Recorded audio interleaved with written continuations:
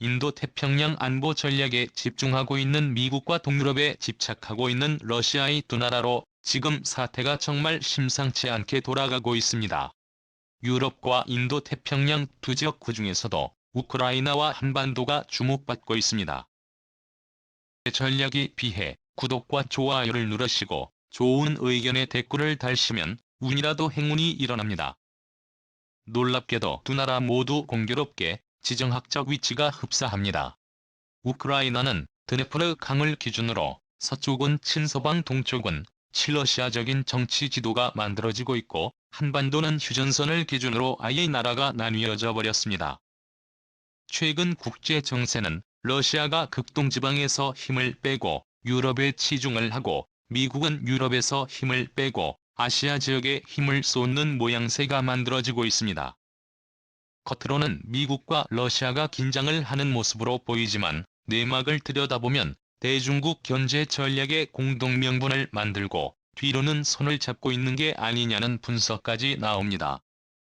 때문에 우크라이나와 한반도의 명운이 크게 갈릴 것으로 보입니다. 그럼 어떻게 정세가 돌아가는지 살펴봅니다. 첫 번째, 제2의 의화단의 난 최근 국제 정세에서 주목할 부분은 지난 2011년 영국 카비스베이에서 개최됐던 G7 정상회의입니다. 일부 지정학자와 역사학자들은 당시 영국에서 개최된 G7 정상회담을 두고 이것은 제2의 의화단이 난의 모습이 연상된다는 평가를 내립니다. 이런 분석에 대한 이유는 회의의 주된 내용이 서구 선진국들이 영국에 모여 중국을 견제하는 논의를 했기 때문입니다. 중국의 역사 중 가장 큰 굴욕 중의 하나는 1899년에서부터 1903년 사이에 있었던 의화단의 난 사건입니다. 중국에 있어서는 몽골의 침입과 만주족의 침입 등과는 비견도 할 수 없는 굴욕적인 사건입니다.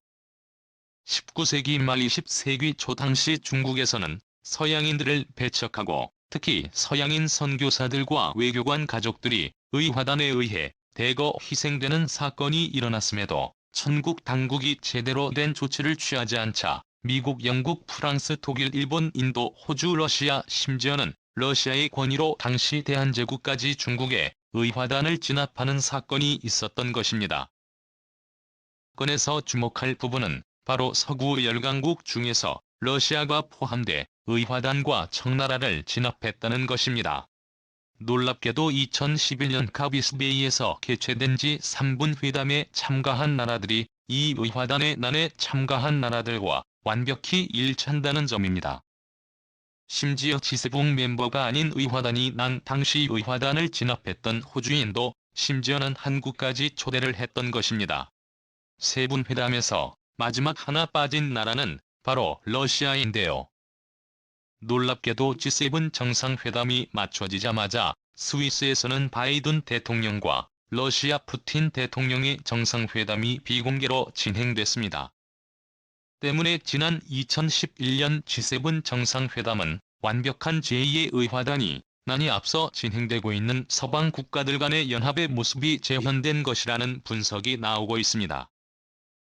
또 드러나는 모습은 러시아의 우크라이나 사태, 크림반도 강제점령 사태나 발리 사건 등의 이슈를 토의하기 위해 두 정상이 모인 것으로 해석되지만 내막은 누가 인도-태평양의 패권을 차지할 것이냐, 누가 동부 유럽의 패권을 장악할 것이느냐를 두고 일종의 회담을 한 것이 아니냐는 해석은 거대한 충격을 주고 있습니다.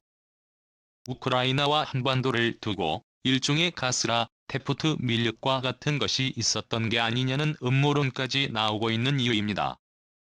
우크라이나는 러시아의 세력권에 들어가게 되고 한반도 전체는 친서방의 통일국가가 만들어질 수 있다는 해석이 나오는 것입니다. 두 번째, 우크라이나와 한반도의 크게 달라질 운명. 우크라이나와 한반도는 유사한 특색을 갖고 있습니다. 우크라이나는 우크라이나 국토를 반으로 가르는 드네프르강을 기준으로 동쪽과 서쪽에 각각 친서방과 친러시아 두 개의 세력권이 나뉘어 있습니다. 한반도 역시 마찬가지인 상황입니다. 두 세력을 두고 현재 국제 정세가 요동치고 있다는 분석이 나옵니다. 러시아가 동진을 하는 대신 한반도가 통일될 수 있다는 것입니다. 실제 현재 우크라이나 사태를 앞두고 극동의 수많은 병력이 동쪽으로 이동했습니다. 반면 미군은 별로 파병을 하지 않고 오히려 주요 병력들을 동아시아 인도태평양 지역으로 집결시키고 있습니다. 우크라이나 사태가 터지는 흑해 일대에는 해리 트루먼 후 한 대의 항공모함만 배치시켜 놓은 반면 한반도 인근에는 아브라함 링컨 엑세스 칼빈슨 로널드 레이건 아메리카노 등 5대의 항모를 배치시키고 있는 것입니다.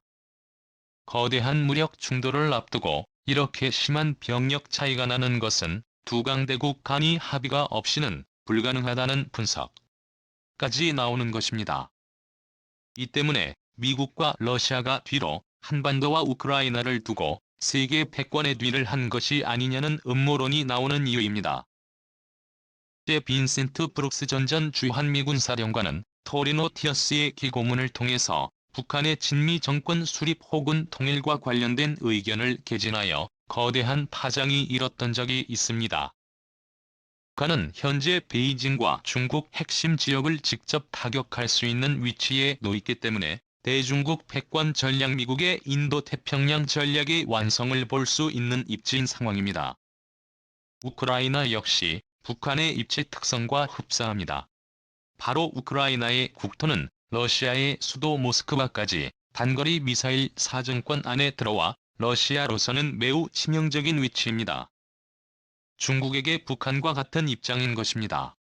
그 때문에 만약 우크라이나가 나토 회원국이 되어 군사력 증강이 이루어지게 되면 꼼짝없이 힘의 균형이 무너지고 러시아가 무기력해지는 사태를 맞이하게 됩니다.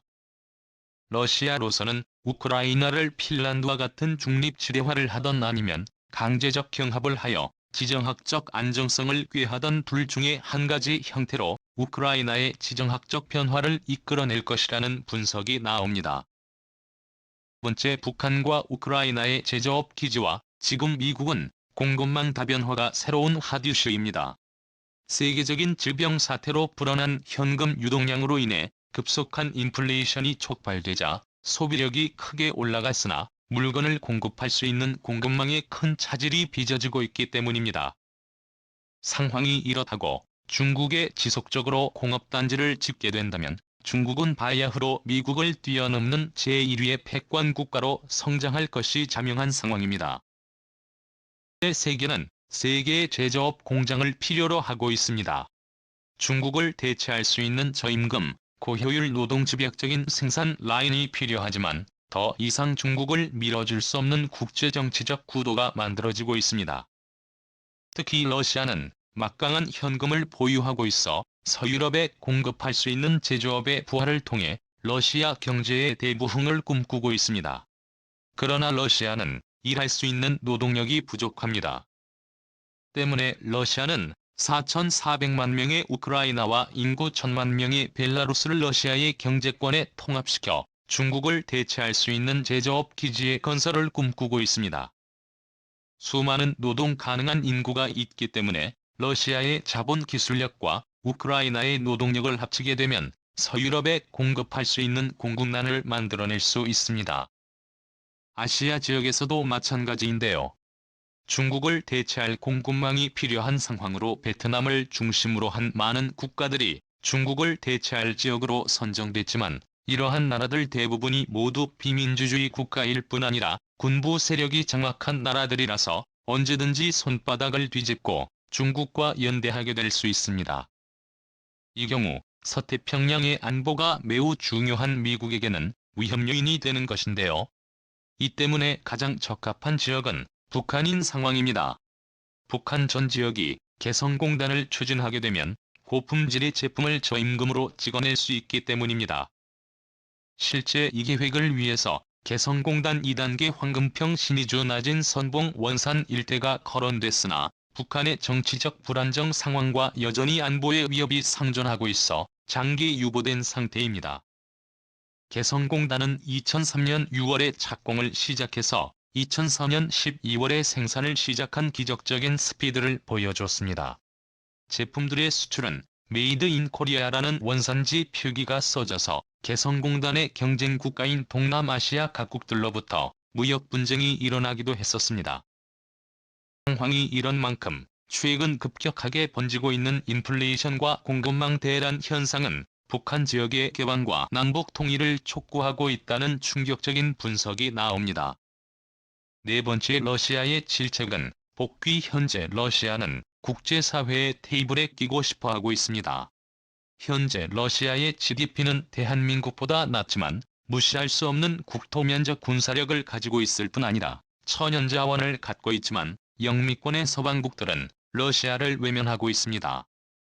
원래 러시아는 G7의 멤버였으나 크림반도 강제병합 사태 이후 축출됐고, 이후로 러시아 루블화 가치 폭락을 시작으로 러시아는 국제적 위상을 잃어갔습니다.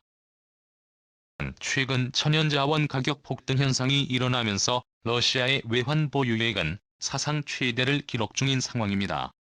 러시아는 우크라이나 사태를 계기로 국제사회의 일원으로 참가하길 원하고 있습니다. 우크라이나 사태의 안정과 나토와 러시아 간의 평화조약 체결 그리고 대중국 압박 전선에 러시아가 참여하게 된다면 러시아는 다시금 G7 멤버에 가입할 가능성이 있습니다. 실제 2020년 트럼프는 즉흥적으로 G7 확대에 늘 언급했었던 사건이 있었습니다. 러시아를 반중국 연대에 참여시키고자 한 것인데요. 하지만 독일은 러시아의 참가를, 일본은 한국의 참가를 반대하며 무산됐습니다. G7의 확대 개편에서는 호주와 한국이 거론되어 진화인으로 거론되고 있으나 러시아까지 끼게 되면 10개국 체제로 확대 개편되게 됩니다. 다섯 번째, 의화단이 난에 참전했던 대한제국. 1899년부터 1903년 사이의 의화단이 나는 서구 열강 8개국과는 별도로 고종 황제는 제국주의적 정책을 추진했습니다. 당시 대한제국은 의화단의 난에 러시아의 백을 믿고 압록강 이북의 간도 지방을 대한제국의 영역으로 포함시켜 놓고 행정조직을 파견하였습니다. 뿐 아니라 요동과 선양동천 일대까지 진출을 하여 교전을 했었고, 또 대한제국은 당시 국한 문서에 삼천리 국토라는 표현을 지우고 은근슬쩍 사천리로 받고 한반도를 넘는 만주까지의 수북을 염두에 두었던 것입니다. 안타깝게도 러일전쟁과 동시에 이러한 움직임은 무산됐고 일제히 이에 우리 군대가 해산되는 사태가 빚어지고 말았습니다. 당시 고종은 병자호란으로 인한 삼전도의 지역을 씻을 수 있는 기회라 여기고 우리 군을 끌어들일 생각까지 했을 정도의 역사가 남아있습니다. 제2의 의화단의 난이 찾아오고 있는 지금 한국의 국토가 1.5000리로 잘 지어진 우리 강토를 통일을 이룩하여 삼천리로 혹은 구이산 사천리 고토를 회복할 수 있는 기회라는 분석이 나오고 있습니다. 국토전력TV의 오늘은 이것으로 마칩니다. 시청해주셔서 감사합니다. 아이고, 우크라이나에서 좋은 소식이 나왔으면 좋겠네요. 영상이 마음에 드셨다면요. 좋은 의견을 댓글로 남겨주시고요. 또 좋아요와 구독을 눌러주시면 콘텐츠 제작에 큰 도움이 됩니다. 그럼 좋은 하루 되세요. 안녕.